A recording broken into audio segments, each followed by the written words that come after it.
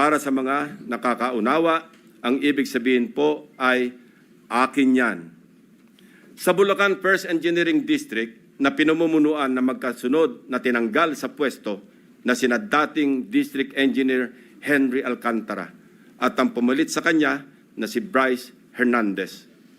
Napag-alaman naming talamak ang ganitong kalakaran. Bakit? Sapagat ayon sa mga contractors at DPWH officials na nakipag-usap mismo sa akin at aking staff, ang dalawang ito ay halos pareho lang ang pagmamahal sa pera. Napabalita pa nga kamakailan na ang isa sa kanila ay nakakapagpatalo ng daang milyon sa isang kasino dito sa Metro Manila. Mr. President, sa District Engineering Office na ito, sa ilalim ng pamumuno ng dalawang nabanggit na opisyal, para sa taong 2024, 28 proyekto ang pare-pareho ang pondo kahit magkakaiba ang specs, disenyo at haba. Distinct. Babalikan po natin, Mr. President, mamaya ang lalawigan ng Bulacan na aming maituturing na pinaka-notorious pagdating sa anomalya ng flood control projects base sa aming mga findings. Unahin muna natin ang kaso ng questionabling flood control project sa lalawigan ng Pampanga. 4 years now, the riverbank mitigation project in Candating, Arayat, has been the face of a failed flood control project. Tuwing umuulan, panay ang aray ng mga taga-Arayat sa pag-apaw ng ilog na hindi mapigilan ng flood control. Mr. President, binisita ng aking mga staff ang Arayat nitong nakaraang 2 linggo lamang na tinamaan din ng hagupit ni Emong at nagdulot na naman ng pagguho ng ilang bahagi nito. Take note, Mr. President, katatapos lang ng panibagong repair nito noon lang Hunyo ng kasalukuyang taon, 2025. Sa itsura ng structure, tila baga hindi binibigyan pansin ng gobyerno ang Candating. Pero kung babalikan natin 1 taon pa lamang ang nakakaraan o noong Agosto 2024, may gumuho ng flood control matapos mahagupit ng monsoon.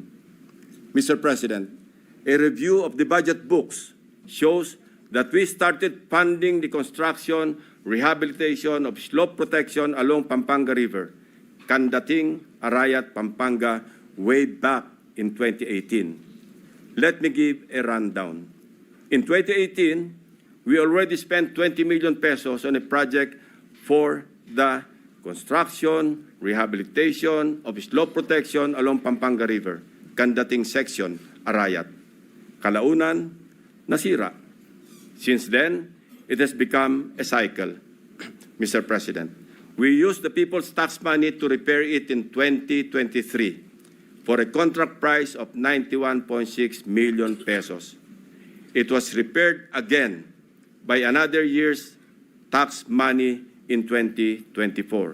This time, not once, but twice, 91.8 million for Phase 1 and 91.4 million for Phase 2.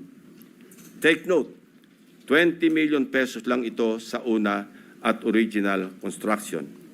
If the original construction cost was only 20 million pesos in 2018, why did the repair cost balloon to 350% or 91 million in 2023 and another 183 million pesos in 2024 or an overall increase of 815%?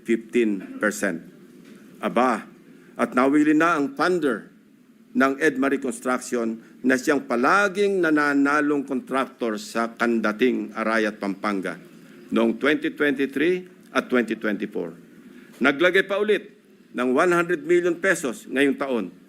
Buti na lang, pinigil ng Malacanang ang pag-release ng pondo. Distinct then, but in a very distinct way. As I mentioned earlier, all of these were awarded to the same mighty contractor, Edmarie Construction and Trading.